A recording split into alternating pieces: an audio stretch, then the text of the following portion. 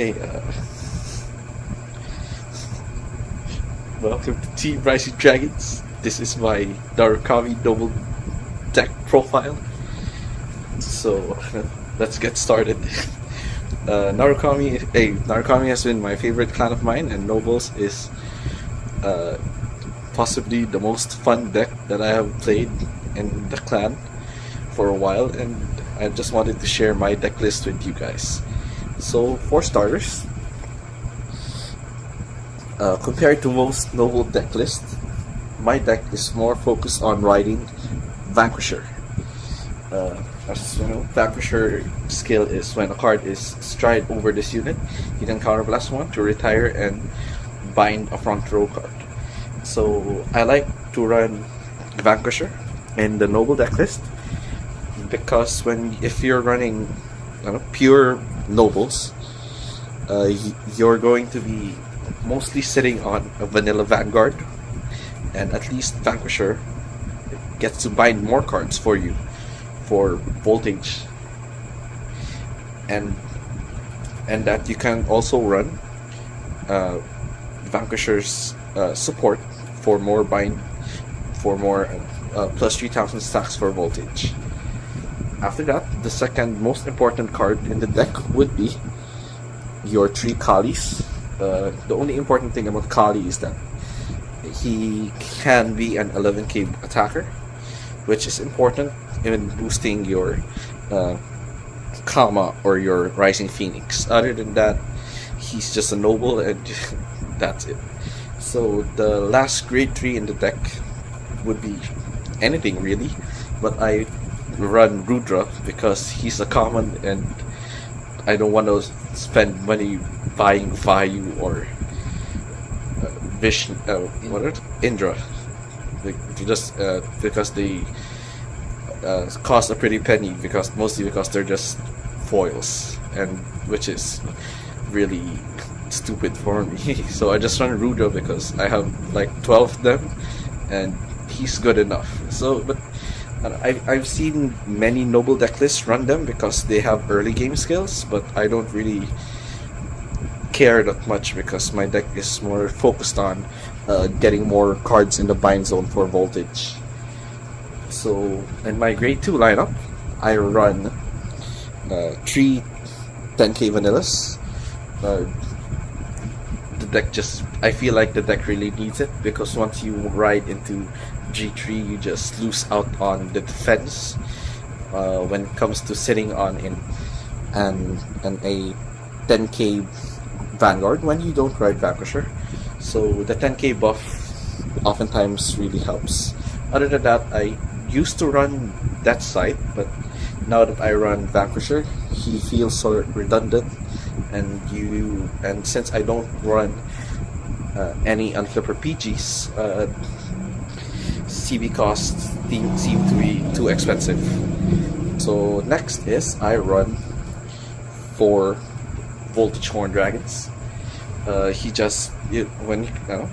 effect is when you at Generation Break 1, you can counterblast 1 when this card is boosted. You can choose, your opponent chooses 1 card of theirs, retires it, and binds it. So again, with my usual focus of just spamming cards to increase cards in the bind zone for voltage to reach maximum powers, I just added it so that you can retire more cards and add more cards in the bind zone. So the last 4 off would be Chatra, aka the most OP card in Narukami right now, because he's not limited by Generation Break 1, and he's an 11k attacker when need be, and if it hits, you get to counterblast 1, draw 1, and bind 1 more card, which helps you in card advantage and in adding more cards in the bind zone for voltage's effect. So next is I run 4 Mighty Bolt Dragoons, Stride Fodder, and searches for Vanquisher, so he ensures your Vanquisher ride if need be. So really run just 4 off because the deck is really dependent on striding, and you might as well really need that.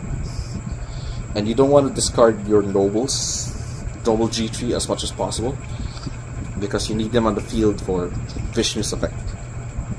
So next is, I don't know if you can see this, 3 Chain Bolt Dragoons. What I said earlier as Vanquisher's support. When a card is retired, you get to your opponent gets to choose one card from the drop zone and bind it, and then you choose one of your units and they gain plus 2,000. So just seriously, more cards to bind with for Voltage. So it's not unusual for you to have 8 to 10 cards in the bind zone when it comes to nobles.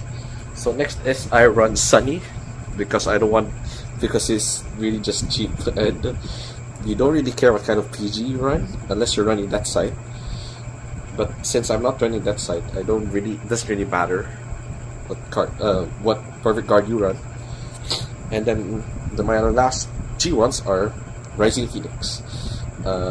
Soul is really just an untapped resource when it comes to nobles or even Narukami as a whole, and Rising Phoenix is the only card advantage card in Narukami, so he's very important, and that's why you really need to run a lot of your 11k attackers, because you need to field a lot of your 5ks.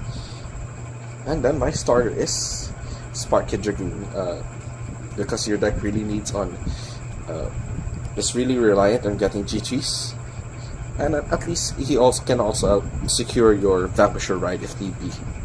So I run 7 crits, 5 draws, and 4 heals. The trigger lineup isn't really that necessary. You can run 6 crit, 6 draw, or 4 draw, 8 heal, or like 4 draw, 4 crit, 4 draw, 8 crit, or even just 12 crit. As long as what really matters is that you run the noble heal, because he's a noble, and if you call him, you can just bind more cards with Vishnu, which in turn means more power stacks with Voltage. So let's go with my strides. I run 1 Zoras, because there are times when your opponent doesn't really field anything, and there's nothing really for you to retire or bind with Vanquisher or Vishnu, so why not bind cards in their drop zone? Or there are also times when you don't have your extra G3 nobles to call with for Vishnu, so Zoras is at least a very okay first stride for you to start binding cards with. Then I run 2 Vishnus.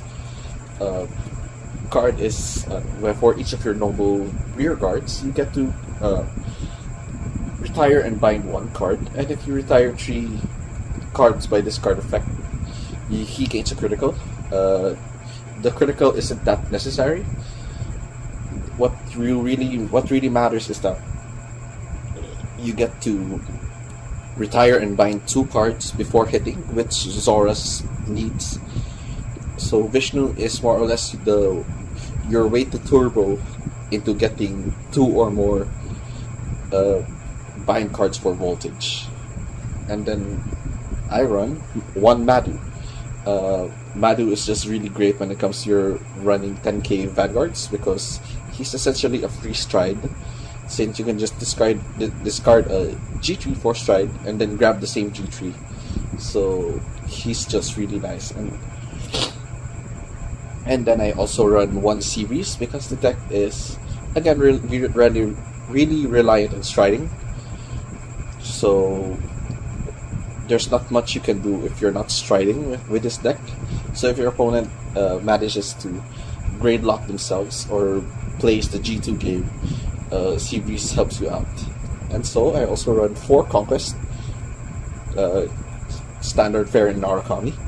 But the star of the deck really is Voltage, whose skills is the same as Zoras, which when you flip you can flip a Voltage, and then he gains the same skill as Zoras, and so when he hits, your opponent chooses 1 card to retire, and then you bind 2 cards from their drop zone, which in turn fuels his second ability, which is at GB3.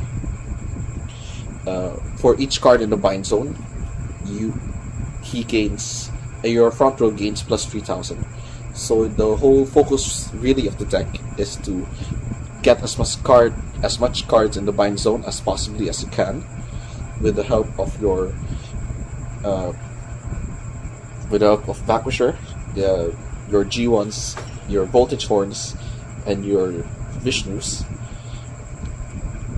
and really just get your rear guards into ungodly amounts of power, and seeing your rear guards attack for 30,000 or above isn't really that impossible in this deck. Which is why I really like this deck.